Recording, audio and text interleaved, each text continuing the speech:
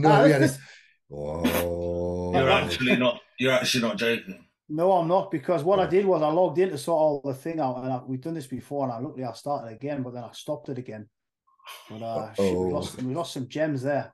We've Fucking had hell. some good chat. We'll Maybe it brief. wasn't. Maybe it weren't meant for people to hear. Nah, that was good stuff, James. So I do apologise. I really do That's apologise. cool. I'm glad I've Yeah. got to do.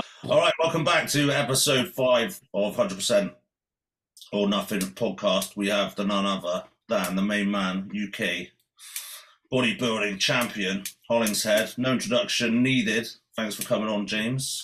Thank you. I appreciate it. And sorry, my green screen isn't working properly today. I'm not. What would you have had on your green screen, James? What would you have on your green screen? A yacht full of women. That's fair. Lambertarian style. Yeah, I would have. Like these lasses that go over to Dubai and wear nothing. They would all be around me right now. I'd be like, thank you. Thank God. Right, we'll bounce on this one quickly since it's just happened this evening. Was it the Prague Pro? Top Pro, yes. Top 4. Yeah, top Samson, 4. Beru's, is it Horse MD? Horse MD, Nathan. And Nathan. Yeah. What's your take on that briefly, James? I think you agree with those placements? Yeah, I would have probably had Nathan flip with Horse, but Nathan did look a bit tired versus his previous showings, which is understandable because he's done, a long season. He stayed in shape for the Olympia.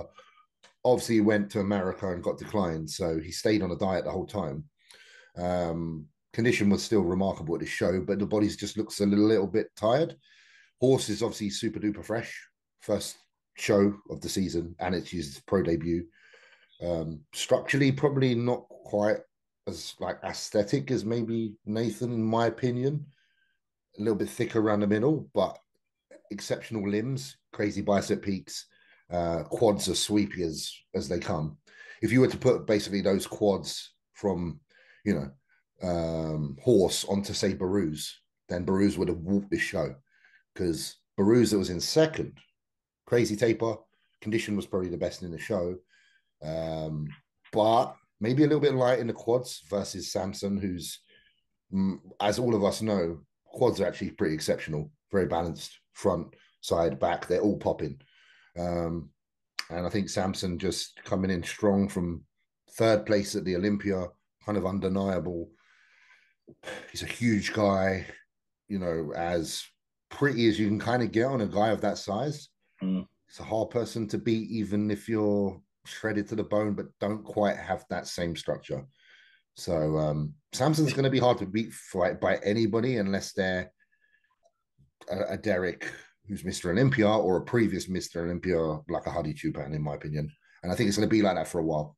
Yeah, the thing about Samson is, like you said, his just silhouette and it's just everything is front on, walks out, boom, Mr. Olympia. Yeah.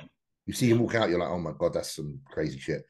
You can pick him apart a little bit in poses, of course, but he's never bottom of the pack in a pose, even if he's not top of the pack in a pose. So you can lose a few poses in a bodybuilding show, but if you're not losing them to everybody in the lineup and your average, let's say you're getting an average score out of 10 and you're getting like 8s even on your worst poses, you're still going to do very well when all the score is kind of added up. And I think that's the thing. Samson's just strong from every position. Obviously, still needs a little bit of posterior work, but side on, front on, has improved from the back as well. He's better than he was, and big. What is he? 5'11"? I think same height as me, maybe 6 foot. Takes up a lot of space and is very dominant on stage and composed. Yeah, I just can't believe how he managed to grow throughout what seems like a continuous prep. I feel like, obviously Milos is his coach, and someone that's just great genetically, you just got to feed the fuck out of them. And I think with them, he was forced to eat because Milos does like to make people eat. And if you've got naturally like a small waist and wide shoulders, and you can afford to maybe get a tiny bit thick around the middle at the, and that rewards you more upper and lower body in response, and you can get away with it, then I think that's what worked for him. If someone went to him, if someone tried to do the same as Samson, but was already genetically wide at the hips, it probably wouldn't work as well. Was that the strategy you guys have now then, James? Because I know you're kind of aware that you don't have that small waist. No, I don't have a small waist. It's a hard one for me because I'm always in my own head about what's best. I do believe I need to eat a lot to keep everything full, but it's not eating beyond the point where there's so much distress in here that come showtime, this shit's spoiled and doesn't come down. So it's something you have to be really conscious of. Well, you had that just for those who are unaware, who are living under a rock, because you are working with Milos now, yeah? Yeah. So I started with Milos like, I don't know, probably a couple of months ago, I think. Hard to say because time's just flying by.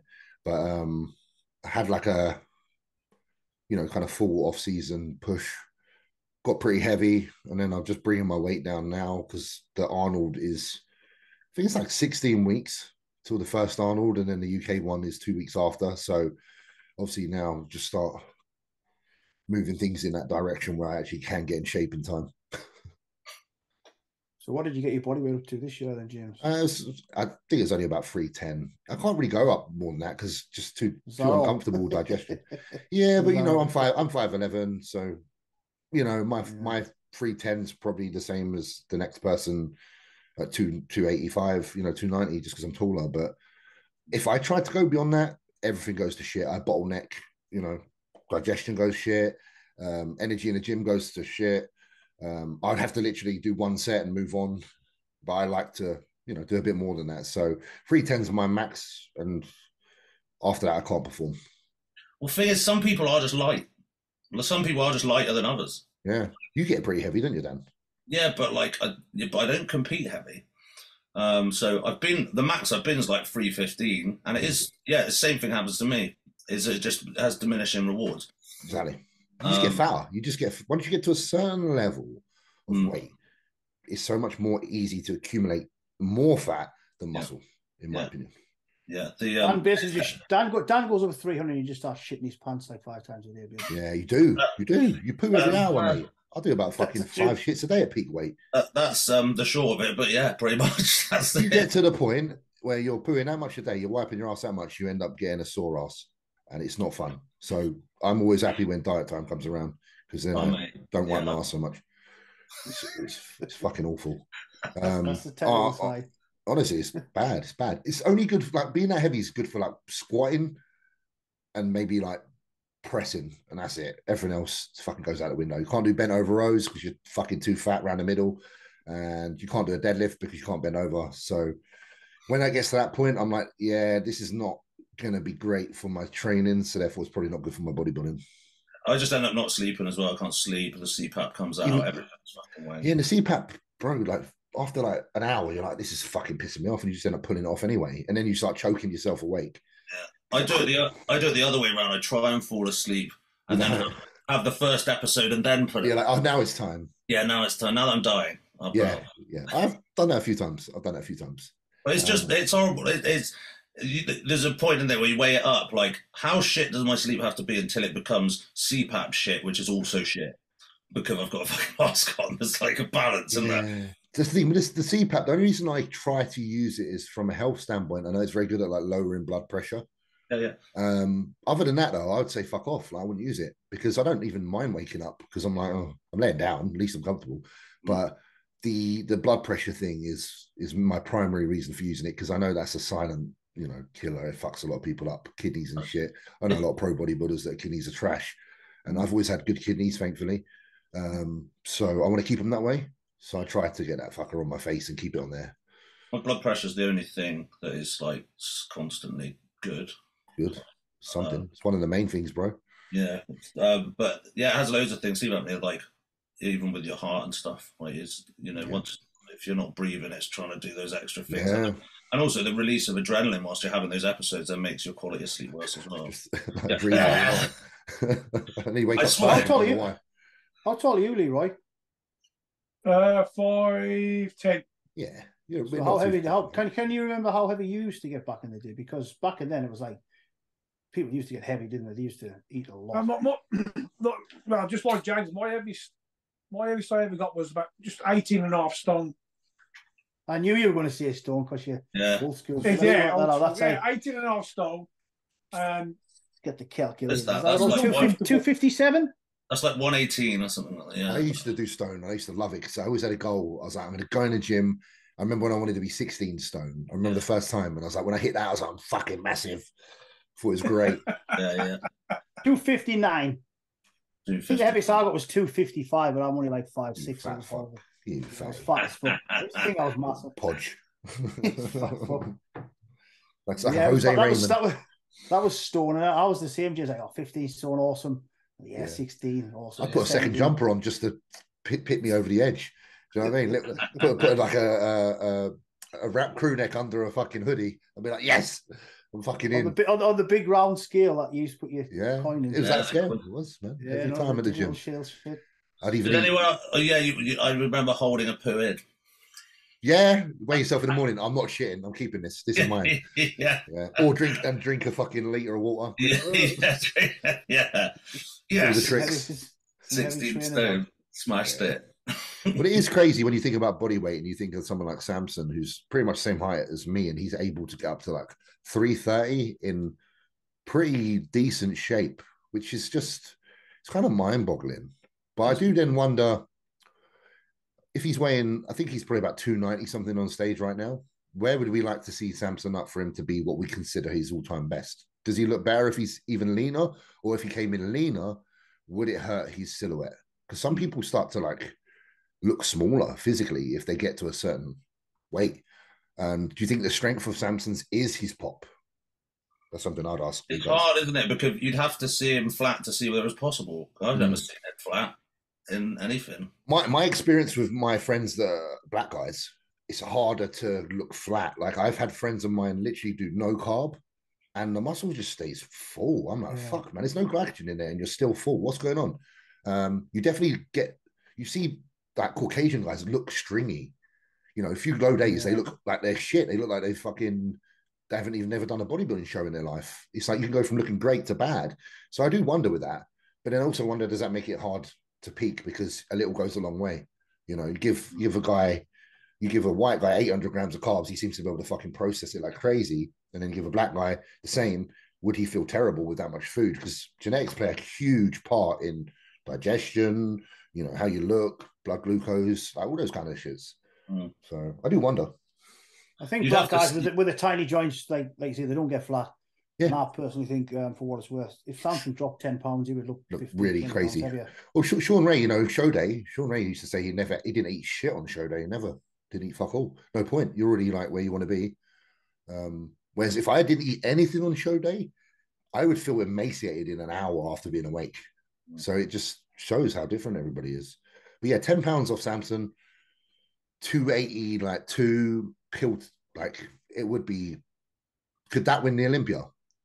Yeah, I mean, it's £10. Like he'd still be so much bigger. Yeah. Remember, these are 212 guys, really. Like they're beating him. Right, James, the next big one. Even I'm getting messages about this. When is the gym opening? Okay, so I'll keep this short and sweet. Yeah, just because I missed the record up earlier. Yeah, and I thought we were going to mention that. And it is a short and sweet. I will be fully accountable for that. I will mention it. I do apologize. We did answer some of these things already, but we had a good time. But I'll keep it short and sweet because the answer is short and sweet. Because we're aiming for December, but we're aiming for December. And you aim for that. If it happens in December, happy days. If it doesn't happen by then, it will not be very long after worst case scenario. I want it ready and in a position where everybody's able to come down there and love the space and for nothing to not be ready. And that's the most important part. And that's my answer. You don't want a soft opening. No. I think, well, you could always have a day where you do like an open day where people come check out the space, see if they like the space. And then, you know, a couple of weeks later, you actually open. But if it needs that, I would do that. If it doesn't need that, I won't do it. It's a work in progress. Well, we're waiting for our invites either way. You're always invited. You guys are always invited. Free invitation. And I expect you to be there. Because like you say, you're only in Bristol, so you're not too far. No. Easy. Beautiful. I'll be around a few times for sure. Oh, mate. I'd love that. We need some proper bodybuilders in there. Yeah, I'm about 9 years away, so I'll get the flight. Yeah, you are. Everyone thinks I live in Durham as well when they must. Because you was a peer there. Everybody thinks Leroy lives next door to me as well. They do. When you see people everybody thinks Leroy live over in some cave over the woods in Durham. I couldn't live further away from Anth if I fucking tried. But that shows the commitment to each other. You know, you guys get together as often as you can, so you're committed. Love is strong. Love is strong. Yeah, we're actually headed out to Germany next month, hopefully. Yeah, man. What's that for? Try and talk Leo into it. I was going to try and ease him into it. But so what's the plan with Germany? I know he has a lot of commitments. Well, since all the influencers are going out to Dubai and training and stuff, us Forever Hardcore crew, we're going out to Germany. You're going to mix it up, go Germany. Yeah, we're going to go to that Underdog gym. I haven't seen that. They've got a shit ton of like all Flex Fitness, Mark 1 Hammer, Body Masters, all this type of stuff that the crack, James. It's like, you can't find that stuff anymore. It's just a small, really hardcore. I think it's private, actually. I think it's private. I messaged the guy, said we're more than willing to come on. And you're looking to go there when? Next month? Yeah, sometime December. Oh. Thanks, James. Hop on the plane, man. Man, do you know what? There's so many things I've wanted to do this year, but because of the gym, I've been stuck. Because I want to be present when it's happening. Fuad had like some events this year that would have been really cool to go to, and I was more than welcome to go to. Norway, where Jannika's family are, always welcome there, and I just don't get to go places because a little bit balls deep in a minute. But so I know you hate to travel, James. I know Dan's the same. He just likes his kind of settled environment. I hate travel unless I like travel with the boys, like with my mates, no problem. If I'm going with my missus, unfortunately for some reason I feel like it's really stressful. I don't know why. I just feel like I need it has to feel like it's just the lads outing, because I never did the IB for pisshead holidays. This for me is that, so I kind of relax. And because I know everyone's in the same boat, you boys, I got to eat, want to train. You've got the same interests, so I know that we all can get on, because no one's going to be like, well, that's shit. I don't want to do that. I want to go and do this. Do you know what I mean? Yeah. Go with some people, they'll be like, I want to go to the beach, get a beer. So I'm like, fuck off. I want to go find a shop and buy some protein powder, you bastard. So yeah, you don't have to accommodate normal people, do you? No, and I don't want to. I really don't want to. I've been this way for a long time. Yeah. Right, should we pull a few questions off the old IG? I'm going to use the rest room next door while you prepare the questions. No problem, James. Everyone's going to see my boxers now because I don't wear trousers. Oh, what a legend. We missed them. We missed them. Play guess what Hollingshead is eating. It looks, my eyes quite bad, but it looks like tomato sauce sachets, tomato sauce sachets and popcorn. That's what it looks like from here. Leroy definitely can't see anything in his phone. I can't see nothing, man. I can only see you. Get the glasses on, Leroy. You suit the glasses, actually. Yeah, they look good. Very refined, sir. Oh, me, I tell you. Oh, man. What are you eating, James? I've got the usual. I've got some turkey, some rice, some peas, a bit of beetroot in there, just for a bit of colour. A bit of salt and pepper. The basics. You know, it's. I thought so. It wasn't tomato sauce sachets and popcorn. That was my guess. That's what it looked like. Have you actually had that? Is that a thing? No. Tomato. Just what it looked like. I do like popcorn, however. Popcorn's a decent. Sweet and salty, though. It has to be a combination. Of course. I think if you haven't, these people that haven't experienced sweet and salty are missing out, because it is the best of both worlds. You don't need to choose. There's no choice. Just put them both on there, man. Yeah. Honestly, so anyone goes cinema, Leroy, have you tried? Do you eat popcorn? Yeah, I love popcorn. Do you like the sweet and salty? Yeah. Oh, good. I'm glad. Perfect. Popcorn's for girls, guys. Come on. Come on. Yeah. Hot dog and nachos. I thought Ant was going to turn up with rice cakes, for fuck's sake. I remember I used to go to the cinema with a salad when I was in prep, and they were like, you used to get the private room, and you was like, the amount of preps I've done and gone there when I'm eating white fish, when you're close to the show, and you stink it out, and you're like, everyone thinks I'm a right arsehole right now. But you're like, you know what? I paid for a ticket. Yeah. I remember flying at Toronto Pro, and I had white fish, and I was like, oh, what does that smell? And I was like, oh shit, it's behind me. Chris was just hiding down in the aisle. Right, sorry for guys if I butcher some of these names. Kahula Bagley. What era would you like to compete in, James? If you competed in any bodybuilding era, I think I want to know this one. I really liked the era when I first came on the scene, which was around 2005, 6. I first started going to see the UKBFF shows around then at Beck Theatre and, you know, where else? Well, that was the main one because I was local. That's like the London one. And I like that era. You didn't know who anyone was apart from the big names. And you didn't know who was in good shape because there was no pre-show pictures. And you'd look at the people that you know are a big name. They'd wear a t-shirt and you'd look at their face, you'd look at their forearm, and you'd look at their calves, and you'd try and see what condition you can see from that alone. And that mystery, man, like I said, I keep saying it, mystery, charm. That shit was the most impressive part for me. It wasn't in your face. You only revealed the final product when the motherfucker got on stage and started flexing, and it made everyone in the crowd excited. Now you get shows where like first class, next shows, next class. And there's no like excitement because you've seen it all already before the shows even happen. So I think for me, probably if I could have been my prime in like 2002, maybe 2000 to like 2010, although it would have been a bad time to compete because Ronnie Coleman and Jay Cutler, but that would have been the time for me, I think.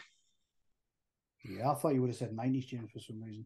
90s would be cool too. It's just that there's a sentimental connection to that time from when I first was introduced. Yeah. And I suppose the other British bodybuilders that were competing at the time, I think I could have spanked them. Well, that's why it could be. Yeah, that's why I'm doing it. I'm picking a time where I think I could have. No, do you know what? From that era though, like bodybuilder that I really respect physically is Lee Powell. I think Lee underrated. I think he's one of the greatest physiques to come out of the UK. Yeah, I just saw a picture, an old picture he posted from like 3 weeks out. Yeah, crazy, wasn't it? Yeah, I can't remember what show. Round. All muscle bellies, like nice yeah. taper. Underrated, man. He's one of the guys I used to see walking around at the shows. I'd look at his calves. I'm like, fuck, man, that's a proper bodybuilder. You know, because I wasn't around for that E8s, so I only know the mystery. So for me, the impression that was imprinted on me was, you know, Lee Powell, even like Troy Brown. When he won his British, like I thought he was pretty fucking good. So yeah, I had my own kind of impression laid upon me from some of those guys. I think bodybuilding is very nostalgic. Very. Yeah. We all like it. If you ask any of us that question, we're going to be connected to a certain time from something that we've experienced that made us like that time. Yeah, I used to like the mystery where you didn't know what anybody looked like, because now a little bit, I don't want to sound negative here, but you know, everybody's sharing the social media pictures, and Leroy will be with me on this one, and they're kind of filtering stuff, etc., and they look amazing, and then they turn up on stage and they don't look like that. It's kind of let down a lot of time. Let down, yeah. I don't mean, even up to like the one pro card a year, I thought, although I think there's probably like a buffer, like one wasn't enough, but now there's too many, sort of thing. Like, at least when you went to the UKBFF British finals, the best was there. It wasn't as spread out, and the whole place was always rammed. The atmosphere was like mad, and you knew who the people were, but yeah, you had no fucking idea how they were going to turn out that year. And so you were like buzzing to see. It's very exciting. The British was such an exciting time. Like Nottingham, just not knowing how it's going to end up. You know, there's 5 or 6 names before you go there, and even those 5 or 6 names, there could be someone you haven't fucking heard of who just comes in and wipes the floor with everybody. You're like, shit, man. Love that. Fucking love that. Anyway, where was the IFBB finals held? Because it was obviously IFBB back then. Wembley, was it? Well, that would have been better for me. Just down the road. Right, this is quite a long one, but it's a good one. So this is from Heavy Duty Gym Wear. Shout out to the guys at Heavy Duty. They're nice guys. I like them guys. Yeah, in your younger days, when coming up and when doing removals, etc., full time, what was your big motivation for yourself? With that being said, do you feel it that your own personal drive, work ethic, and hardships you went through plays a big factor in your mindsets towards like today's approach? Sorry, let's do that question one more time because it's quite a long one. Basically, I think what he's saying is, do you think like those hardships during your younger years kind of harden you for the? Yeah, listen, I didn't have the hardest upbringing at all. Like a lot of people had it worse, but I was one of the many, and I hated that thought. I was in a very common situation. You know, my dad left when I was 6. My mum was working all the hours under the sun. I'm trying to keep myself occupied. Didn't really do too good at school because I was far more interested in girls, alcohol, smoking fucking weed, and playing games. And I don't know. From a young age, I was like, I don't feel like I'm going to get a lot out of being here in school, but I will do something, which is probably how 90% of people were feeling. So there's nothing special about the situation. But what I kind of acknowledged is that I need to find something that makes me feel like I'm not in that 90%. Because everything about me was so normal, I wouldn't have stood out at all. So I was like, okay, I need to do something. So I think that steered me towards trying to find something outside of the norm. I didn't want to play football. I didn't want to play any of the sports that were already mentioned. You know, I used to do the inline aggressive skating. And that was because it was something I saw Americans doing. I didn't really see it here. So I was like, that's really cool. You know, on the other side of the world, they're doing this shit. So I was always really interested in, you know, these kind of sports or activities that were not very common. Probably because I had a massive fear that if I did the things that other people were doing, I wouldn't be very good at it because it's already been done. And I never had a lot of belief in myself. So I was kind of like a cheat method. I was like, well, if I'm the first to do it, I'll be the best at it. And that was kind of always my philosophy, you know. And then, yeah, so without doing a life story, yeah, I think they definitely played a part because I wanted to find something for myself and be something for myself. So I can identify myself as an individual rather than just a number among everybody else. But that actually answers Reece Brutal's training question. What was your main driving factor for your why? Which you've just done. Yeah, it's kind of a simple why. It's the same. I think it's very similar to like a lot of people that get into sport. It's a way to elevate yourself from what you consider a very standard life. And when I say standard life, it doesn't mean, oh, I want more money or anything. It's just you want to be doing something with your time that feels productive because you know you only get one shot at life. Right, here's another one. I think I might know the answer to this one as well. Therapist. Would you still train if you didn't compete? Yeah, training's the bigger part. I love training. I don't know how I would train if it'd be the same. It might look a bit different because a lot of time your training is determined by what you're trying to achieve. So I definitely train, but I think it would look quite different. And I would probably focus a lot more on my functionality and my health and endurance than just strength and physical look alone. 100%. Oh, James's opinion. Sorry, this is a really key one. Scrum. Sorry if I butchered that one. James's opinion on people claiming squats don't work. They're stupid. Trying to improve their mobility. They're stupid if they're stupid, and if it doesn't work, they probably don't squat properly. So it's very silly to say anything's definite. Saying.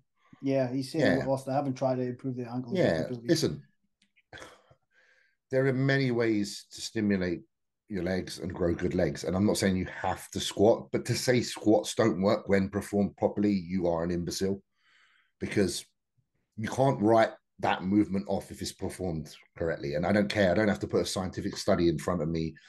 I just know that if you learn to squat with the kind of form that a Tom Platz has and you get strong at them, your legs will fucking blow up. And that doesn't matter who you are. And they always give me this, but I know power lifters that lift a lot and their legs are slim. They don't train in a way to stimulate their legs for hypertrophy or hypertrophy, like we say. They have a form that is all posterior chain, wide stance, hips back, back strength. Like it's an all-out movement for them. It isn't bodybuilding. If you train like a bodybuilder and you squat, you will get big legs. And that's just, I think that's fact personally. Of course, if you have an injury and you can't squat, then you have to do an alternative. I only got the beginning and the end of that, as I needed a one. Yeah. Well, here you go, Dan. Since you didn't get the full question, then here we go. No, I got the question about squats building legs. Oh, damn! I thought you missed it. Yeah, no, I did get it, and I do have a mildly opposing view. Just being someone who's very long-legged, in comparison to my upper body. I'm sure we've heard this excuse before, Leroy, back at Max Muscle Gym. You're shorter, so you don't have to go down as far or up. No, it's just proportionally. I'm just joking. I proportionally pass the load to my back. Yeah. So this is why I just said there, if you can squat with proper form, there is no way that it won't build your legs. And that's the caveat. Is if you can squat how a bodybuilder should, to say that way of squatting won't build your legs is an imbecile's opinion. Oh, yeah. If you can't squat like that, then you're outside of that box. Therefore, there's a reason it won't work. So it's more that cutting off the people that say that a squat doesn't work and have that as a definite. No, it does if you can perform it in a particular way. But if you can't perform it in a particular way, then there's alternatives. And there's ones that can work pretty well. I mean, I think it's James, stop making excuses for him, please. I'm looking after you, dear. I'm not trying to stop doing chip shop, rep shops on your reps. I don't get it with your proportions. I know you got pretty long, femurs, so I will let you off for this one. I did always love squatting, and I was actually all right at squatting. And the way that I made it actually work was SSB with a heel elevation, and which actually you made very popular afterwards. I suggest that to a lot of people if they feel like the leverage is a little bit off, or if the ankle mobility doesn't support the movement, then shoulder mobility as well. So the SBB, a safety bar, allows you to obviously not consider too much in your shoulder mobility, but also allows you to sit into that movement really well because the heel elevations allow so. So it is a good movement. And also just the plant of the weight distribution of an SSB is almost like a front squat. So I'm able to actually stand up. It kind of comes down rather than behind. So it does. Yeah, so then I can drop in. I mean, I always go back to just watching your squatting and how it is. You can just tell that it's loaded in the right place. It's just you can tell that you doing it's doing what it needs to be doing. Yeah, there's certain people that when they move on a certain movement, you can just see the mechanics are just right, and the stress is on the particular, the desired area. Some people, when I see people doing some movements and telling people how to train, and it's not the worst one I see, the biggest culprit, 2 exercises. When people use a V squat and then they face in and they squat, but their ass is going really far back. I'm please, you don't, I'm not trying to be an arsehole, but you don't have the authority here to tell people that's a great way to build quads, because I've even screenshotted people I know out of frustration and then drawn what it should be over the top and just left it on my phone. And I don't want to put it out there because I'm not a bastard, but there's a path. If your back's like this and your quads here, then your heel, your foot and heel should come somewhat under your spine for knee flexion to happen. So if you're poking your ass out behind you and there's no bend at the knee, there's no quad. Yep. So I don't know, I can go on about that shit forever because that's the one thing that does peeve me, because then I'm just why don't you just be a sensible person and get on a hack squat so your back's where it should be and then have your feet in the right place and it will help. There's a lot of, and these guys are they got clients, man, and it's as bad as, in my opinion, it's as bad as me telling anyone how to do something wrong.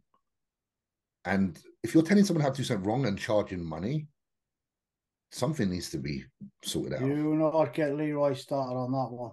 Oh, mate, Leroy, please tell us your opinion on that shit. Stage.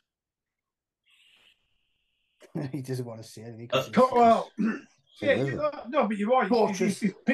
You got these so-called coaches who are showing their clients exercises, and they ain't got a clue themselves how to perform the exercise. They might pass it on, and this is where I think a lot of the gym owners, yourselves and whatever, need to take a lot of responsibility.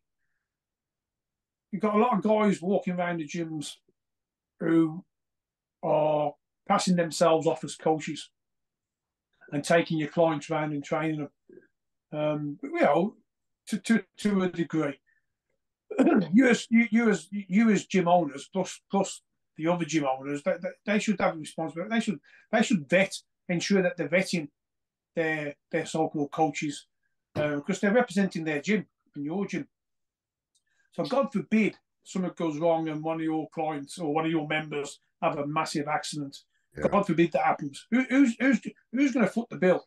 Who's insured? Is your coach, is your so-called coach insured, or have you as a gym owner got to foot the bill? It's a lot of gym owners don't think of that is. Yeah, I think I would certainly be very. I would almost give like PTs a probation period and watch them. Yeah, and I'll literally watch them like a fucking hawk.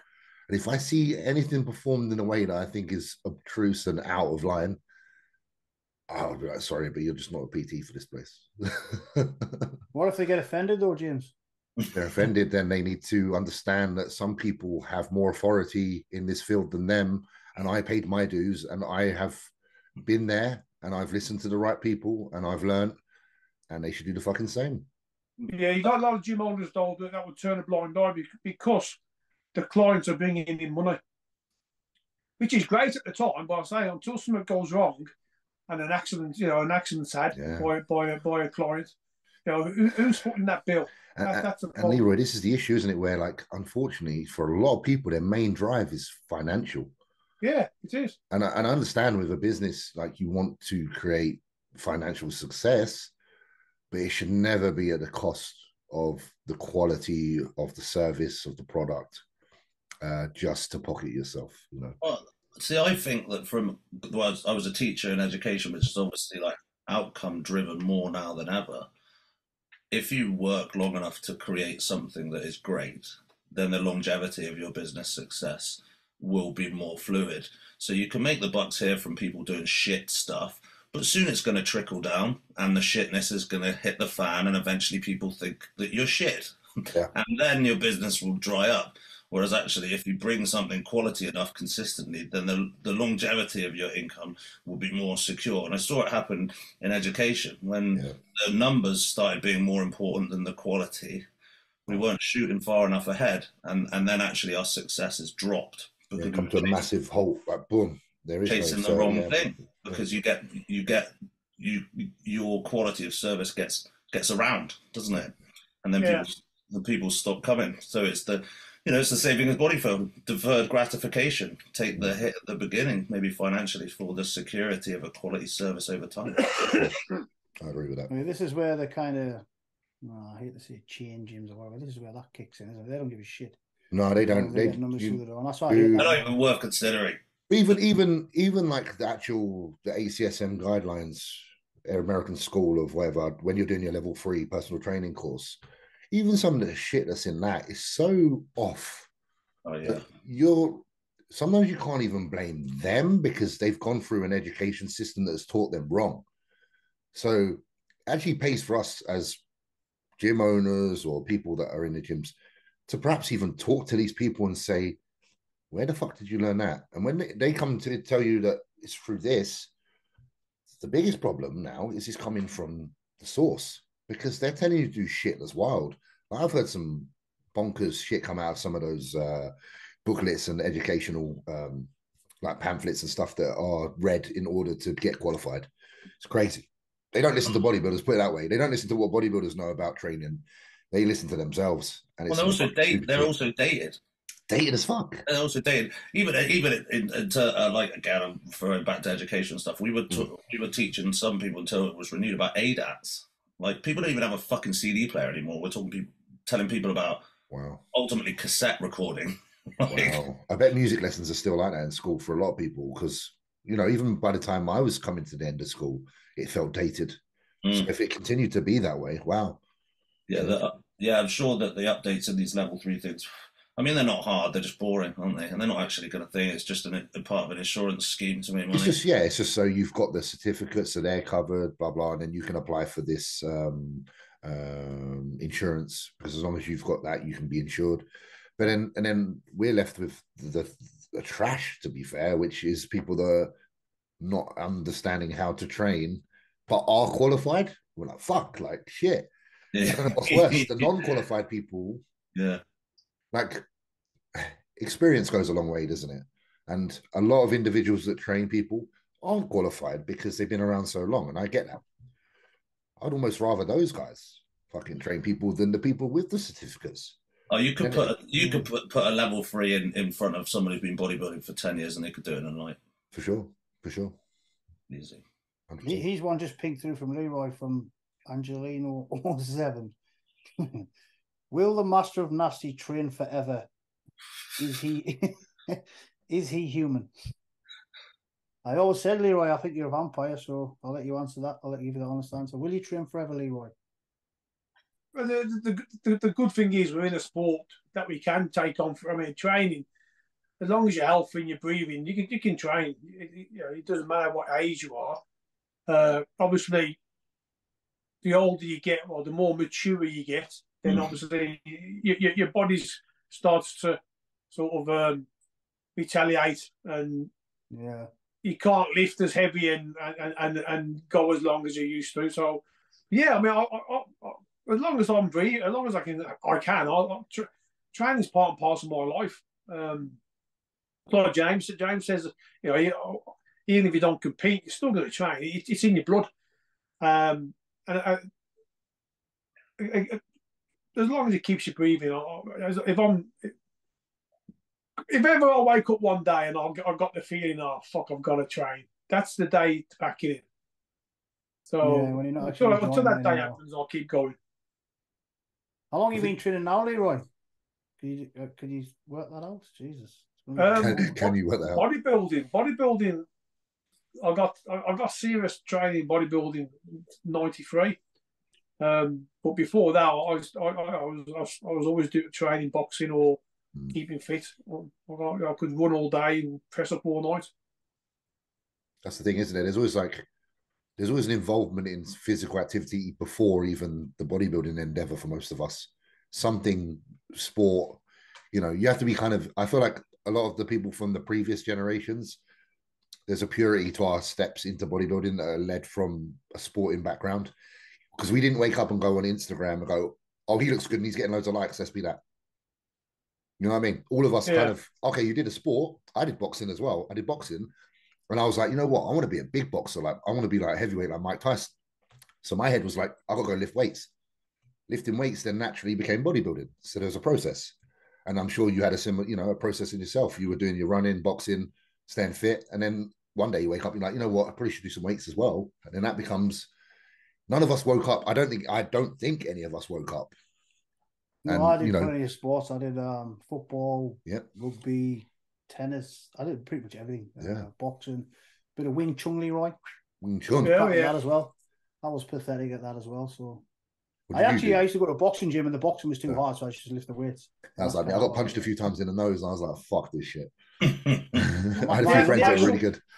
The actual reason I actually got into lifting weights was I actually shattered my thumb. I was boxing. I was a young amateur boxer, and I shattered my thumb. So I couldn't fight for the rest of the season. So I just started.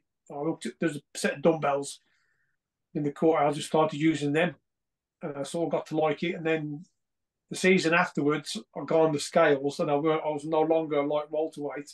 I was a bit heavier, so I had to fight the big boys. But yeah, that's what got me. And I sort of decided that I like the training. I like the training with the weights. So I sort of levered towards that more. Skipping became a bit harder. Yes.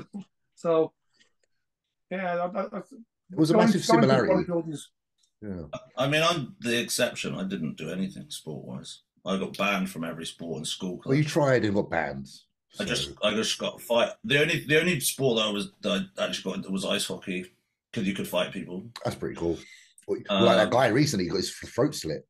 Oh, that was fucking. Woo. Yeah, I mean, actually, our local rink, a kid did get his throat done, and he luckily didn't die, but the blood stayed in. And then they made all the teams wear neck guards as part of the federation. But I guess the NHL exempted themselves. But yeah, we were all forced to wear neck guards after that incident. Wow. But then I shattered my shoulder and arm, and I was off for a year. And a year when you're young is a long time. But no, then I didn't do any sport, and then I only started lifting weights because I was on tag. And someone brought bench press and was like, "You can only go to the gym, and they've got to be owned by fucking Yeah, I didn't have to, so I had to do it at home. Still a reason. Yeah. I was going to say about, you know, I remember the gym environments for a boxing gym and how similar a gym for weights was back in the day in regards to like this griminess. And that was always the attraction. Obviously, gyms are very, very different now. But do you remember like your old boxing gym smelled like vinegar, like the gloves stunk, but you still put them on and you box. Yeah. And then even like the weightlifting gyms to a degree kind of had a scent of that. They weren't as bad, but they were familiar. And that familiarness carried over. And I felt very comfortable in those spaces because they just had that almost like after school feeling. Like when you do sport at school and you get used to that smell of sweat. I don't know. It's just an attraction, which you don't have now with gyms. Gyms now are pretty damn clean because obviously we've got posh. We've got to show our shit on social media and everyone's got to love the look of it and be like, look at neon lights, they're great. But the old gyms, man. Max Muscle's been closed for 4 years and I can still remember the smell when you That's why I miss. Used to turn the alarm off. And it's, when you say about, Metroflex is very clean, it's a modern gym, but I always tell the cleaner, not to tidy up too much. Yeah, don't make it too clean. Just leave a little bit of dust in the corner and stuff. I mean, we needed one of the, we got an old knotless leg extension in there, and we always get everything like refurbished or whatever. Yeah. And I was like, no, we can't put new padding on there, so I just put some duct tape on it just to keep. Man. Keep it a little bit of hard. There's something about that. Yeah. Temple gym used to have a smell. Oh yeah. I bet a proper. I never went there. Oh yeah. Trembolone. Top of the stairs. Open the door, and the waft would come up. You'd walk downstairs, and you could hear the clatter of the weights. You'd turn around, the rats would be swatting. Then they'd just stop and look at you. That was that changing room had a smell. I know that shower in there. Please tell me nobody ever used that shower for about 10 years. I only went there once, and it was a lot. It was an experience. It was a lot. Muscleworks, the original at Bethnal Green, was like that, and I loved it. Every Saturday, go in there to do legs, and go down the stairs into the leg area, and like I say, it just smelled like piss and sweat. It's brilliant. Fucking loved it. If you weren't in the mood for getting this leg session done and getting the fuck out before, you would have been by the time you're in there choking on urine. You're like, I'm not going to take my time. I'm going to get this set done. Yeah, you've been at Metroflex Arlington, haven't you, James? That's one thing I want to visit before I'm total dust. Is that obviously that's still like still get over it. Still brilliant. Yeah. What time of year did you go? Because I didn't go when it was hot. See, if it was hot, I don't know. It gets pretty hot in Texas. Yeah, and it's just in a metal tin, isn't it? Basically. Pretty much, almost. Yeah. It's there's a vibe in there, and obviously there's more of a vibe when you're next to Branch.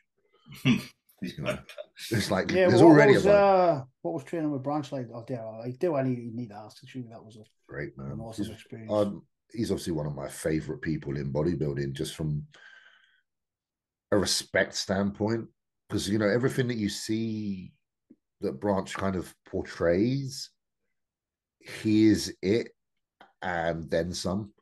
Like badass, like the American. He is it. Like there's no false. Like that man is a real fucking geezer. He's the most alpha guy in the room every time. When I'm in a room with Branch in a room, like don't matter if there's other people in there that are considered the boss. Branch is the boss, and I love being around him. I think he's brilliant. He's got a great sense of humor. Tells some really cool stories. We're walking in Sweden, and I don't know where we got. I was talking about tornadoes out of nowhere because I'm fascinated by them. And he started telling me about when he was a kid. His mum threw him in the bath, threw a fucking quilt over the top of him or a mattress, and the fucking tornado went over the house and shit. Like, he's got some cool stories. But from a bodybuilding standpoint, he's so inspiring. Guy tore his fucking quad off. 6 months later, wins the Arnold Classic for the second time. He was like, he was sitting at home depressed after tearing his leg. And he said to his wife, he said, I'm going to win the fucking Arnold. And she was like, all right, I'm going to get your food ready. Went and got him a massive bowl of pasta and brought it out, and he's ready to go. That day, bam. Like, he's just mentally so strong, and it rubs off. And I wish I was even more mentally like that. I wish I could spend more time around someone like that, because I think it would fucking rub off. Yeah. Madness. Yeah, have you got time for a couple more, James? Dude, I'm chilling. I'm having a good time if you guys are. Right, this one's from our good man Matthew, Mr. Hybrid. What changes have yourself and Milos implemented into your kind of next phase of your training, James? and nutrition, if you like, if you don't mind sharing that. Training ain't really that different, to be fair. I kind of train how I train. What build? Yeah, I was going to ask you that because I know Milos likes the giant sets and all that stuff. Are you still going to train your own way, if you like? Dude, I don't mind the odd giant set or the odd super set, but you know, realistically, how often can you pull that off, especially if you're going to be in a public gym? Yeah. Like, it ain't something you can do unless you're training private. Plus, I don't think my training needs much modding. I think like it's pretty much there because I train heavy at the beginning of the workout, but I do a lot of this, you know, more concentrated stuff as the workout progresses. And as I get more tired, I like to focus on contractions. I like to squeeze. I like to slow the tempo down. I do the odd superset. So I try to marry both styles of training anyway. And then, you know, in regards to nutrition, Milos is just a feeder. So, you know, he lacks his insulin, which is not everyone's cup of tea, understandably. So if you are working with someone like Milos, you have to understand that you're probably going to adopt that approach. So it's not for everybody. Totally fine. So, you know, lots of carbohydrates around the training window, lots of supplementation, you know, essential amino acids, just basically forcing it in and saying, fuck it, more is more. That's his approach. And he's honest. At least with Milos, if you speak to him, he's like, my method is more is more. And that isn't everybody's method. And I totally get if you're like, that ain't for me. And that's why there's a variety of coaches out there. So, yeah, nutrition is just basically just pushing protein a lot higher than I normally do. And just trying to make sure I can tolerate the amount I eat without going overboard. And that's it, really. It's nothing too special. It's kind of basic, to be fair. Bodybuilding, you just eat and get bigger and try not to miss your meals. There's no science behind it, really. You know, you can eat, you know, if you want turkey, have turkey. If you want chicken, have chicken. If you want white fish, have white fish. Just make sure you don't miss the meal. Again, James, you're talking far too much common sense. We'll not be able to put this podcast out, unfortunately. No, we have to just keep this one private. You're not giving out all the secrets. Ready. Oh. But yeah, no, Milos is more of a motivator, isn't he? So a lot of the time, a coach's job is not even telling you what to do. It's making you feel confident in yourself. Yeah. That's why I've noticed with the coaches of this, like, you know, with Samson, for example, I know Milos has brought out a lot of self-belief in him. And that's sometimes what people just want that. That's pretty much all I sometimes need. Because after a disappointing placement at the Olympia, without having someone to say you're good sometimes you just can't get back into the mindset that you are good, which is unfortunate. But some people are wired that way, and I'm definitely a little bit like that. Yeah, I think everybody assumes because you're top of your game, you're like all mentally straight and everything's okay. And I mean, we touched on before I did press record about some mentality and stuff, and that's a question that keeps popping up all of the time in my inboxes, and I'm sure you get as well about like any advice for young guys wanting to start some anabolic steroids. I mean, is there any pitfalls that they kind of need to avoid? I said we had this kind of talk earlier, and I'll try and find that answer because it was a good answer, and I think it was a good answer. Yeah, it was a very good answer. I'm going to punch myself in the face when I I'm the guy that if you approach and ask, should I take gear? Majority of the time, I'm going to look at you and say, no, you shouldn't. And it's not because I'm an arsehole and I don't want you to achieve and I don't want you to be better than me. I don't want you to be the best you can be. It's because everyone shows and speaks on the glamorous side, and there's a lot of emphasis placed on what you gain from it, but no one spends time to discuss what's lost from it. And believe me, there's a lot lost. And I wouldn't say that unless I've had those experiences myself. You know, lack of emotion at times. One thing I didn't say earlier, and it's the truth, is that during all the time of my mum's illness before she passed away, unfortunately, because of the presence of cycles and the psychology you have from their impression, I was vacant. I wasn't here enough mentally from the perspective of a good son, because I was so self, because bodybuilding, anabolics on top of that, like I say, it kind of exaggerates your already feelings. You get high and mighty, your importance is all about yourself. Plus you get a bit cold. and emotions become quite like limited. Like you kind of don't feel as much when perhaps when you perhaps should feel, and you make decisions when you're like that, and a lot of the time later you'll realize they were wrong, and you won't know it at the time. There's an ignorance because you wake up every day. It's gradual. You feel how you feel. It kind of, you know, however you're feeling is going to do its thing over a course of time. You don't typically wake up one day and you're a different person tomorrow. You're a forever changing thing, and anabolics have an effect on that course. You know, your trajectory as a person, who you are, naturally it's, you know, going to go this way. You introduce anabolics in there, it's going to go right at the fork in the road. And then if you stay on anabolics, you'll probably continuously go that way. And before you know it, you're so far from the person that you could have been. And a lot of time it can be a bad thing. Yeah, there are the exceptions where it works out massively for you and you become Mr. Olympia, but that's 1 in a million. And even then, they probably have their issues too. If you were to sit down in a room with someone that's won everything and ask them, are they okay? I guarantee you can get them to open up and they'll say they haven't been okay. And listen, it's not me just saying anabolics are the cause of everyone's depression, because they're not. Life is the cause of everyone's depression, if it happens, situations. But if you are susceptible to feeling negative or things bother you, you're not doing yourself any favors by introducing something that is going to magnify or amplify those already, you know, strong occurrences in your own feelings. That's kind of my opinion on it, you know. That's where like roid rage came from. If you're already an angry fucker, you're going to be double angry. You're going to be double angry. If you're an inward person that's down, you'll be double insular. You'll be like, you won't talk to nobody ever. It's just one of those things, and you're right, it's one thing that isn't highlighted enough. It will, I'm not saying it will cause like mental health issues, but like it will with other physical issues, if you have underlying issues, it'll likely make them worse. And and it's prolonged like use, like weed. Maybe you smoke a bit of weed, it takes you a couple of % out. Now, if you smoke every day for 10 years, you spend so far 5% off that you didn't realize. You're 90% off now.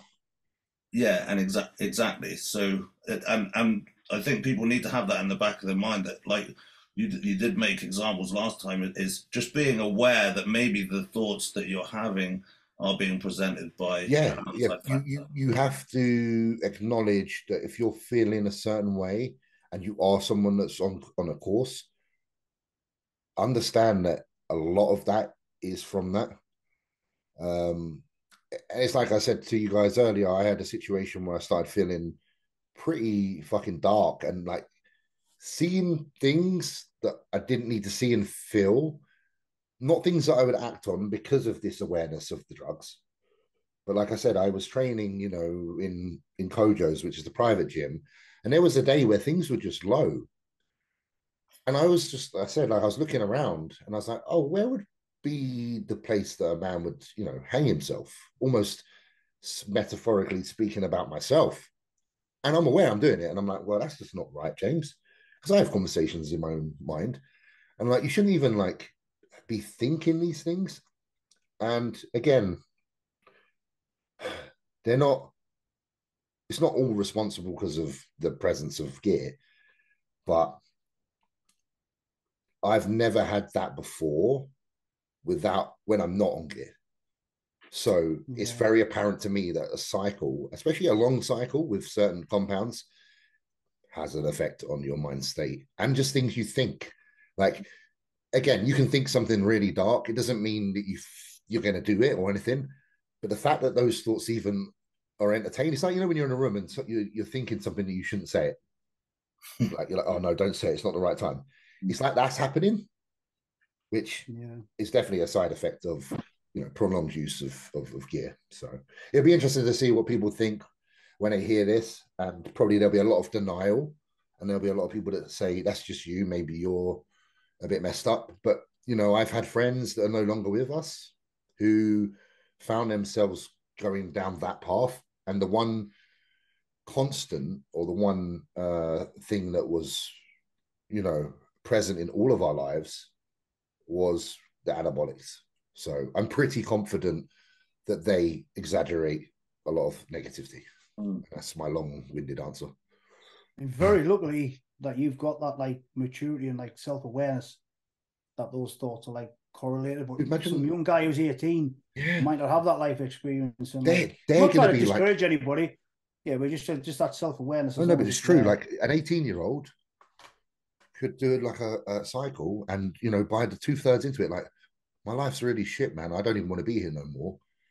And they're not going to know it's the impression. They're going to think that shit's bad when shit really isn't that bad. So I do really, you know, I try to encourage people to really consider and prepare themselves and have good people around them. Man, we've had like recent deaths in bodybuilding. I don't know what the reasons are, and I'd never like to assume, but I believe a lot of them are to do with how people are feeling. And this is why we have to discuss this shit, because we play a blind eye to it, that bodybuilding affects mentalities. No one wants to talk about it because everyone's too concerned with presenting the perfect life on social media and the highlight reel. So, yeah. You brought a good point up there, James, about having good people around you. Yeah. It's very important. You know, your circle doesn't have to be wide and well stretched, but if you've got a good few good people, good you know, good listeners, good helpers, good friends, then you're halfway there. It's when they're not there we got problems. Yeah, it's you know, consistency in who you're around, and you know, everyone has their own life, so not everyone can be around you 24/7. So there is a certain level of what's the word? Now my brain's drawing a blank, but you have responsibility on ourselves to be open. And if we are having a struggle, then when these people are living their lives, reach out, because they're not always going to see the signs. It's like with Luke, I didn't see the signs, and I'm upset I didn't. So, you know, if you're in Luke's situation or someone like that, just speak. And from my understanding, anyone that's come out of a dark place like that, they always say they're glad they spoke. I've never heard someone say, "Oh, I'm unhappy I spoke." It's true. That's the problem, though. We're men, and it's hard for us to express and to talk. It is, and it's a massive problem with us as men. It's getting, we are being a little bit more open with ourselves in the kind of this generation, I think, aren't we? It's one thing I worry about with the younger guys. I'm sounds like some granddad here, but you know, the older generation tend to have a little bit of camaraderie about themselves, and like you say, some good people around them. The younger generation just all seem to be against each other. They're all competing against each other. Yeah, there's a lot. Everyone had rivalry like now and back in the day, but you still had respect for each other, and you still wanted each other to do well. But it seems like everybody's against each other, and everybody's like competitive against each other, and nobody else wants to see do anybody well. And maybe that's just what I'm seeing on social media. I don't know. I think it's because there's so many more people doing it now. There's a lot more friction. Because maybe that's it. It's congested, isn't it? So, you know, you look at a super populated city versus a small village. You know, the small village, the people will generally find a way to get along more because they have their space. This space, the fitness industry, the bodybuilding industry, is so crammed with millions of people now that there's inevitable friction, and it's sad because it's creating, like you say, it creates these opposing people where they're calling out them, they're saying this about them, and then there's a lot of negativity, and we know negativity is like a wildfire. It spreads way faster than anything positive, and unfortunately we're exposed to it because it's the first thing that spreads. And then it's a recurring cycle then, isn't it? Because now we've seen it, it's negative, blah blah blah, we feel a bit shit about seeing it, and so forth. So there is, it's a tough time, man. I feel like the times we're living in, without getting too like grand deep, I feel like they are very difficult with how connected everything is and how little space there feels like there's left in the world untouched, because no one has their space now. You know, like when we first started bodybuilding, you go to the gym, there'll be a few people in there, you can move around, you can breathe. It's your space. You're able to like have time out. You go to train at a gym now, it's not time out, it's time in.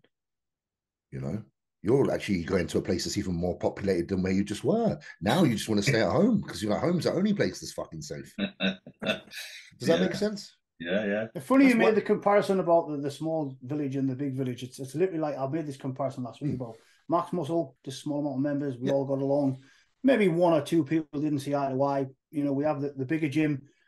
So many people through the doors. There's going to be a little bit more conflict and there's going to be a little bit more bullshit going on. But I generally don't think we have that much for the amount of people we have in and out. No, I don't think it's that bad. But yes, there's definitely different comparisons. But then you coming from.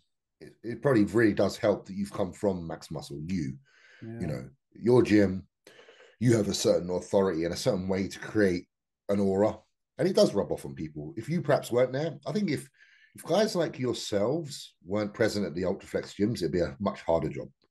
It's really important that you guys like yourself are there. You know, you and some of the other gentlemen that have their own branches, because really, there's just a level of, I suppose, experience. And it is a tough one. And you'll find this when you open your larger gym. It's like, you can't keep everybody happy. You can't. Yeah, and people complain about this and that. And there is a lot of times that you do have to like bite your lip a little bit. So you best keep that beer, James, because you'll be chewing on that a little bit. I know. But it is a different animal, if you like. But yeah, I still try and keep the balance, if you like. It is a tough one. I can't please everyone. Some people get offended at stuff, but it's I do try to say this. I don't blame. I feel sorry for the generation because they don't know different. So I try with honest eyes. I try not to look at people too much now and blame them directly, because I'm actually like, man, if I was born and raised in this time, I'd probably be a bit like it too. So it's hard to try to explain our side of things and get them to understand it so that it creates a good environment. I know I'm rattling off now. I'm just no, I've said the same. I would hate to be 25 now growing up in this generation. Yeah, like it's a personal message to people that are younger. I don't hate any of you. I'm not attacking any of you. I feel sorry for the time you're in where it's such a weird, competitive, everyone has to have an identity, no one has space, time. You know? Yeah. Weird. Mr. McNab, you look like you're going to ask a question there. I can't remember. I was in it. I'm in it. I'm always in. Here 6 inches out of 7. I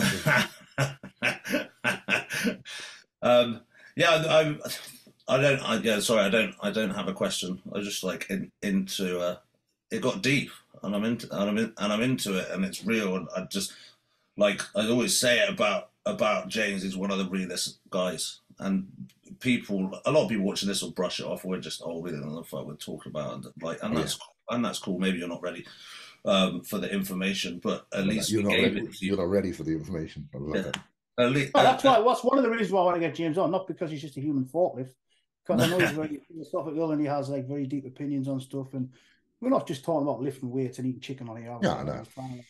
It's not. It's bodybuilding that's the small part of it. Everyone, like you talk about why. One of the questions was like, "What's your why?" Like everyone's why is ever so slightly different. Everyone's way of training is everyone's purpose is different. But there are some things you need to be aware of in your toolbox if you're going to navigate your way through this lifestyle.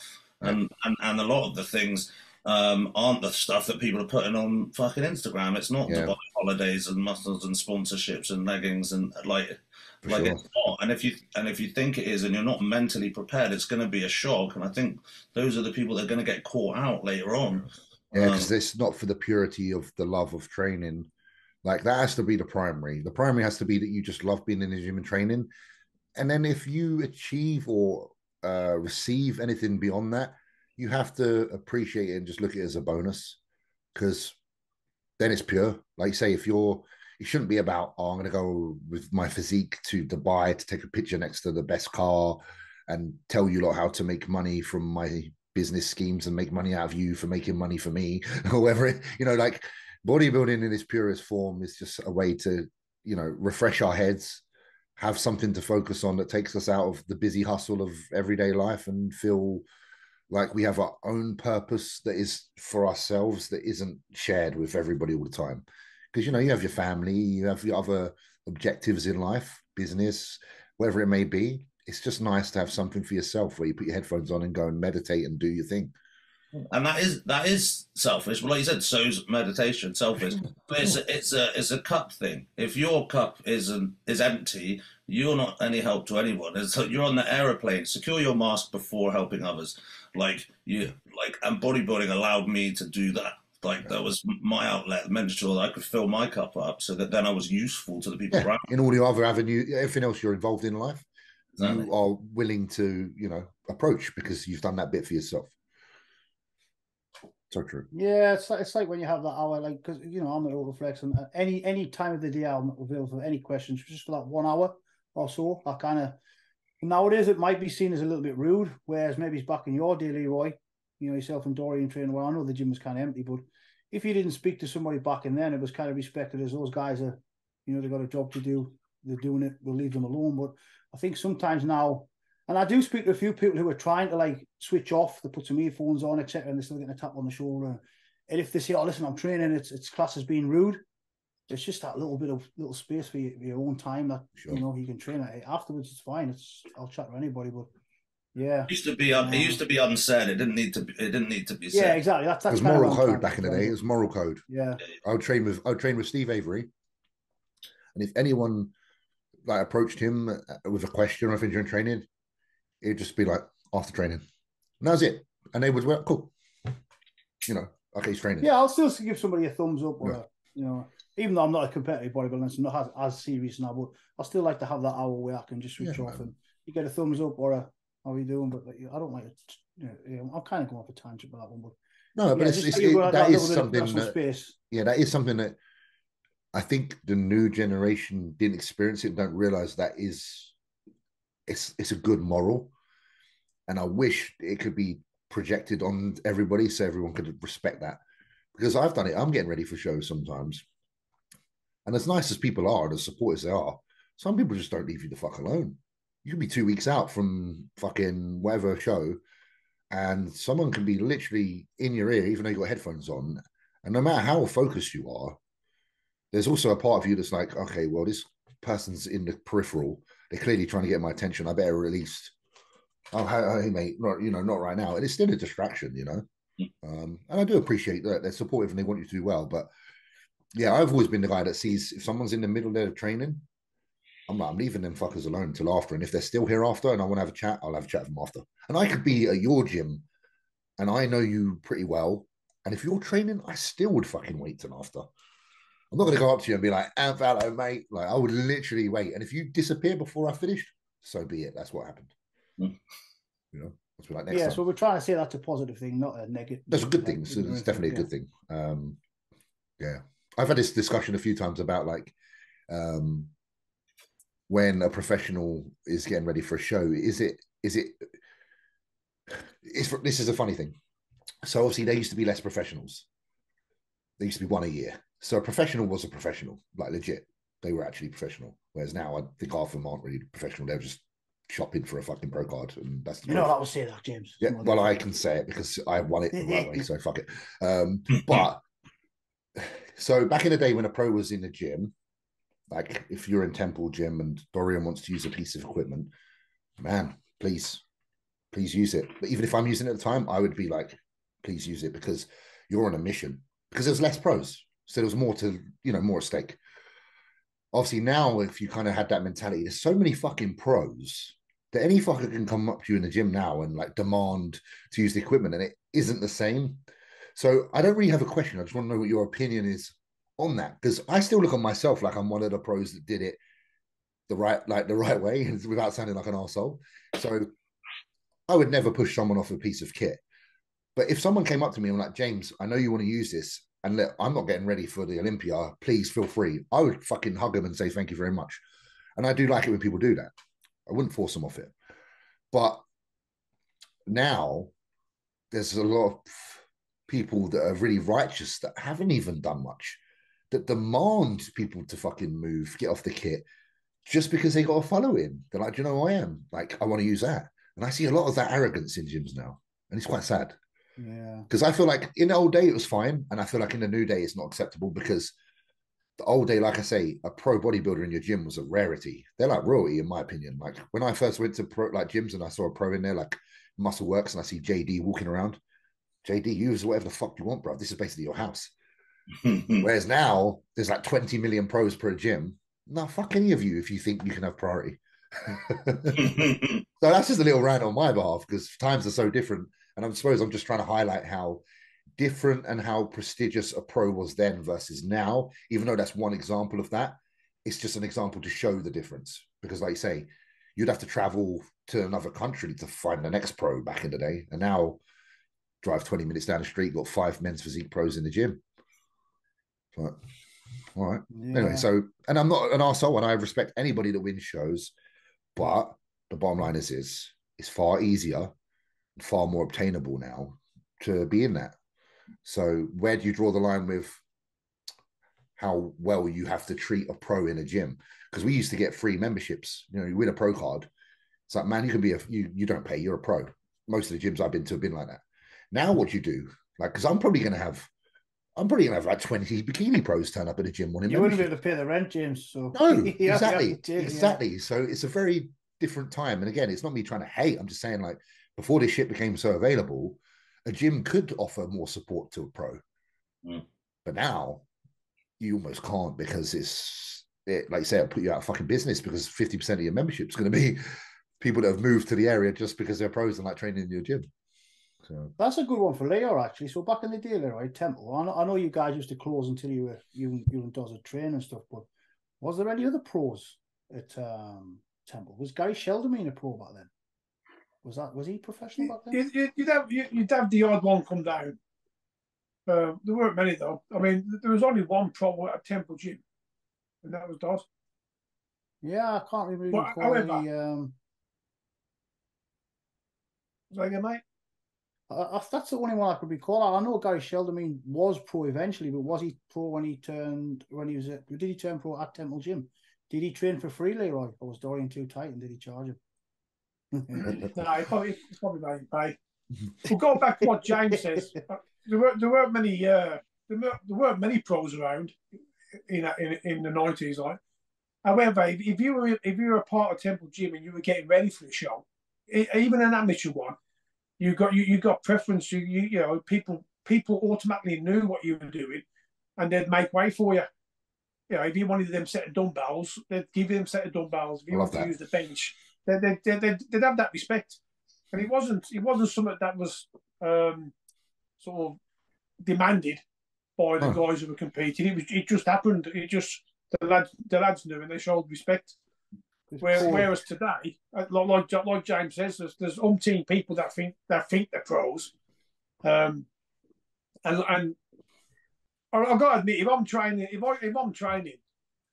and I don't like to push people or ask people how many sets they've got. However, if I want to use a piece of machinery and someone sat there on their fucking phone, I'm going over to ask, how many more Texas have you got, mate, before you get off the machine? Or I've got to ask, you know, if they're using it and they're doing set after set after set, not a problem. But if they're doing a set and then waiting 10 minutes while they're telling the whole world how hard they're training, I've got to say, I have to say, if I want to use that machine, I want to use that machine.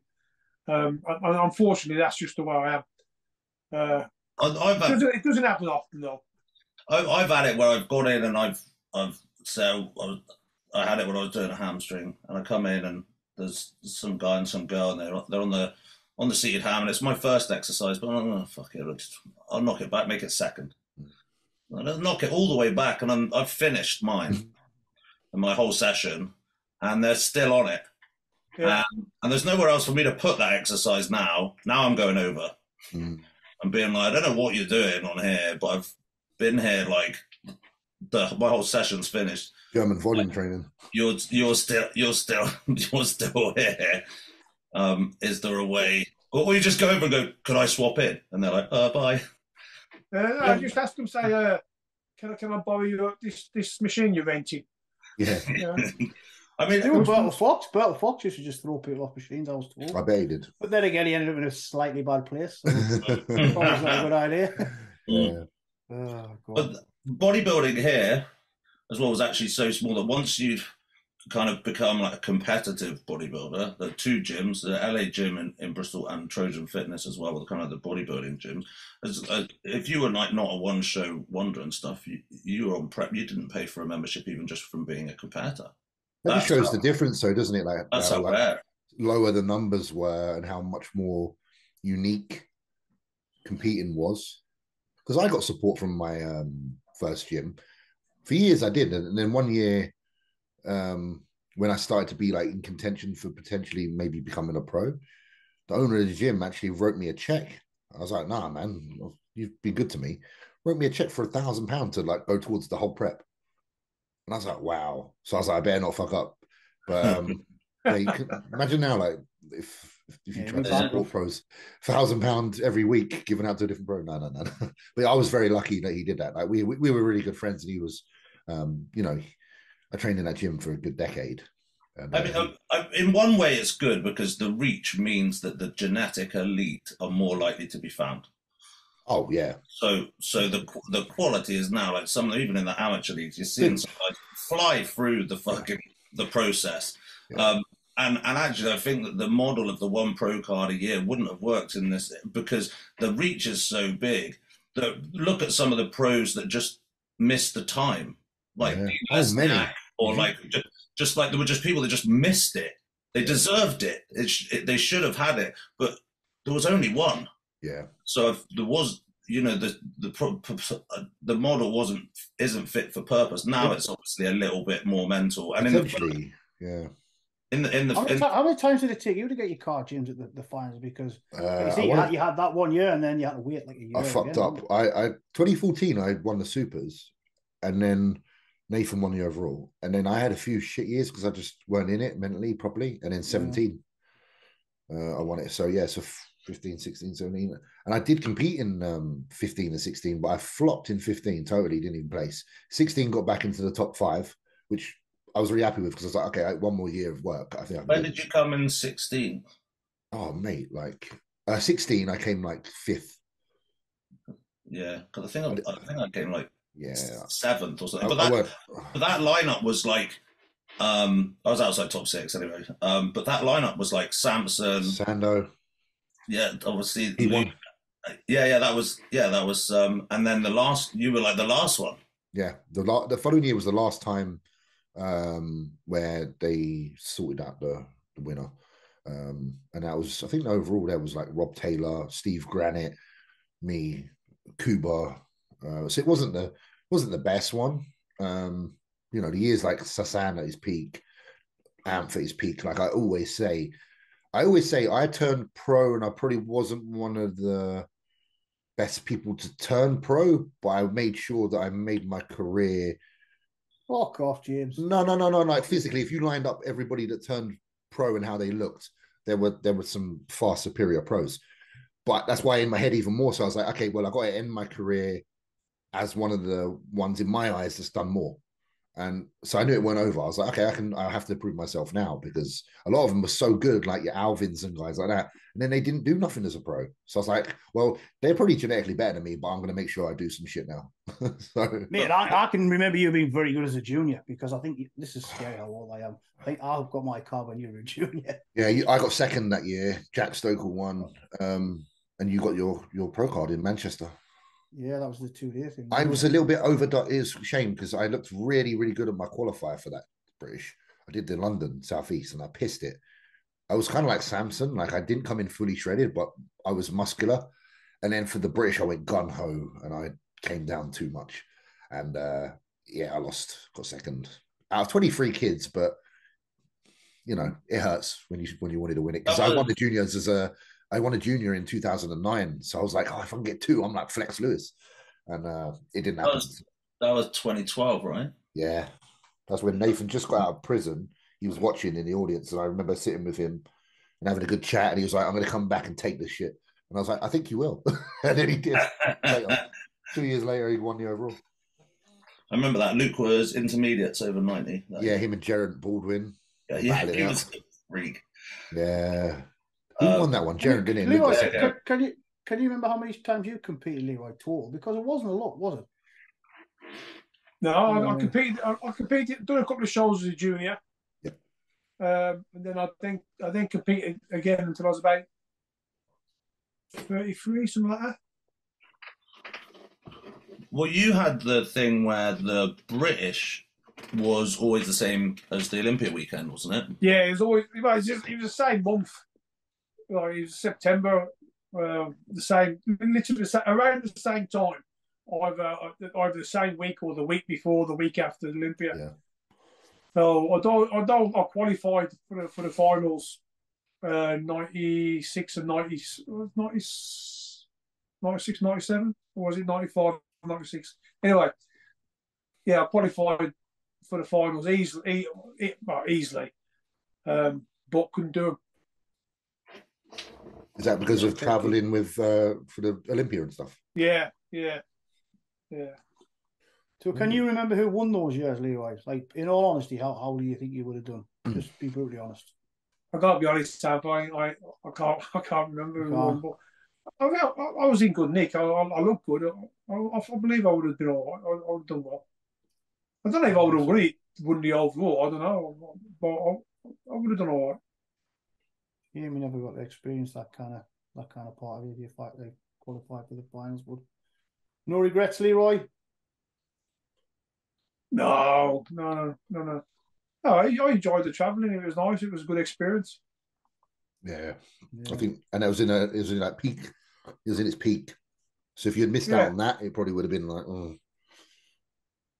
So we actually didn't ask Hollingshead about the Olympia. Oh, Olympia. Well, actually, Hardy. Yeah. I mean, that was the general consensus last time.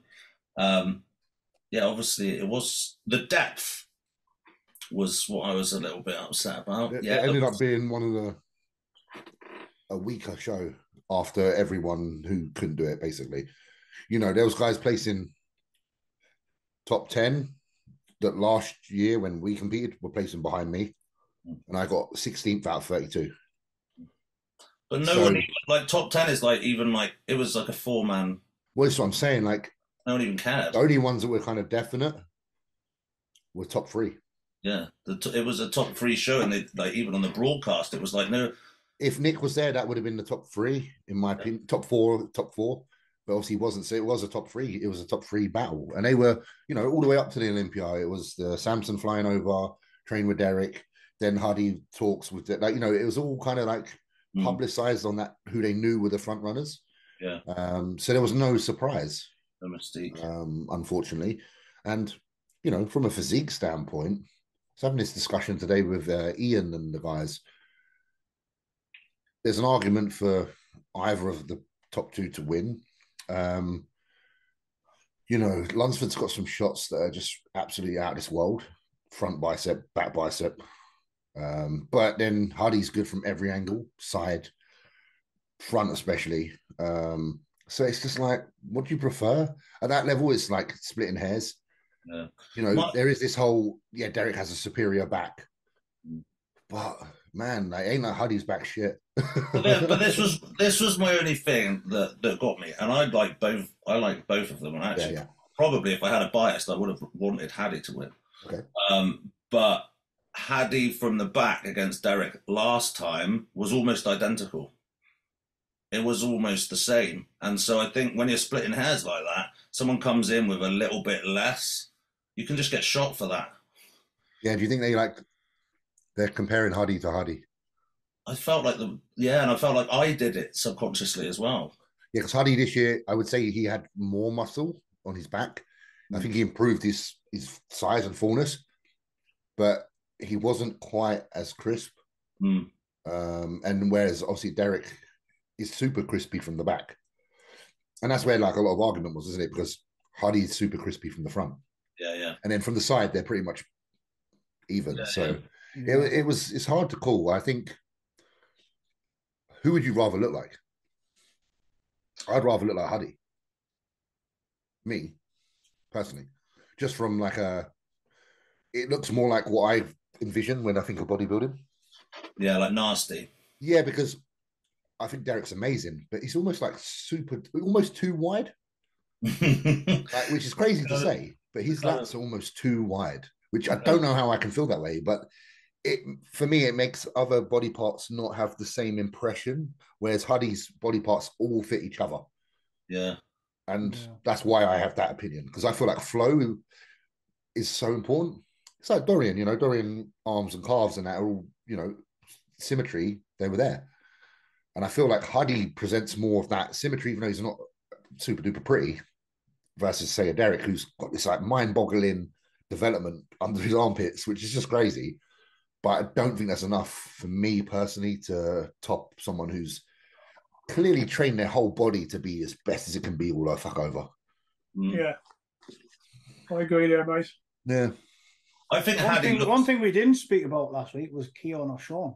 That's just going to be personal preferences. That's just preference. Did we not? Are you sure? I don't think we did. No, dude. That's just like, what do you want the bodybuilding direction to be? Yes, was very much. Shit, like they're both crazy good.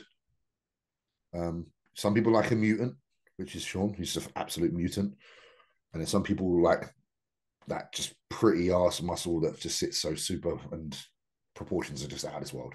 Because Keon has improved, but has he improved that much that he's gone from, what was it, like 6th to 1st? Or has the identity for bodybuilding at the 212 level changed? Yeah. Because I feel like it's a bit of both. Keon has improved 100%. I'm not taking anything away. Of course he has. But it's almost like he's changed and the direction is changing, which is good, because you're probably going to have pretty ass physiques doing really well. It's almost like they judged it how Flex Lewis would look. Like Flex had that look like Keon, which is a pretty look. And that's kind of what they did this year again. There was an era of the giant killer, like the mutated, fucking gnarly. And they've kind of gone back, I feel, to lines. Yeah, I mean, I was drawn to Keon. Like, just his front double, when he just does that, it's just like, oh, man, it's pretty Yeah. Whereas, like, I mean, Clarida, it's like, as well, for him, and where does that go? Can't go anywhere, because it can do well, but he did the Arnold. He's got no muscle space left. Yeah. And that's a 5th place at an Arnold, which is probably better than I would ever do. But for him who wants more, how do you get more? Yeah. Where does it go? If you get that operation where people are getting their fucking thighs lengthened and their arms lengthened, you're all fucking stuffed. But where's this happening, James? Give me the number. Please don't do that. I've been watching them guys on my Instagram coming up, and I'm like, these guys are fucking mental. No, I'm not bothered about being a short ass. I'm fine. James, we kept you for about 3 hours now. Yeah, it was not including the half an hour. We've done two episodes. We've done 2. Yeah, I do apologise, my friend. It's all good, man. It's all good. I think we got out the good bits again. We had a fun time, and it's great to see you all. Mate, it's a pleasure. Appreciate all your time. Yeah, well, best of luck with the gym to yourself and Jordan, James. I'm sure we'll come visit when it's open. For sure, man. And I'll come up and see you guys as soon as I can. Once I'm not so busy here, I promise. It's overdue. Well, I think we're to you first, and then meet up north, I reckon. Yeah, happy openings. We'll be there. I really appreciate that. If you guys are available, I'll keep you posted. I'd love to have you guys there. Sick. I've actually, just a heads up, James, I've actually ordered 2 of those plaques. You know, have you? Yeah. No. So, what do I owe you? Am I buying one of you? Maybe buy one. Oh, fucking no. That was your gift for opening the gym, so no. When it actually comes, we'll get it to the gym. Because I nearly mixed yourself and Luke up, didn't I? I was like, that would have been. Yeah. Because we were, I've said many times before, I'm useless with dates and times. So, yeah, there was yourself and Luke missing off there. That should be on there. So, yeah, because I'll ask for those to be put on there. And no, that'd be. You know what?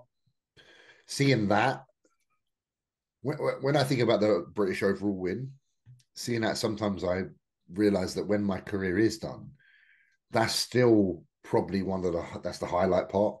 Because of that's mine. Yeah, the times, man. Like you say, I'm on the same plaque as Dorian Yates and Taylor. That's it. It's the names, man. It's the fucking names. Yeah. Crazy. That's one thing no one can take away from us, and that's that goes to the grave of us. So I do really much appreciate that. Yeah, so we'll bring it when it's done, dude. Perfect. Mega. All right, thank you very much, Mr. Hollingshead. We shall hopefully we don't leave us along next time. Definitely, man. I'm always available for you boys. Time to play some Warzone. Yeah, he'll be up like 3 a.m. I'm not going to keep James up late, but he's going to be up at 4 a.m. I'm already fucking up late already. Yeah, all right, boys. Thanks, mate. Good to see you. Man. Cheers, James. Peace out, guys. Take care, Leroy. Take care, man. Take care, Dad.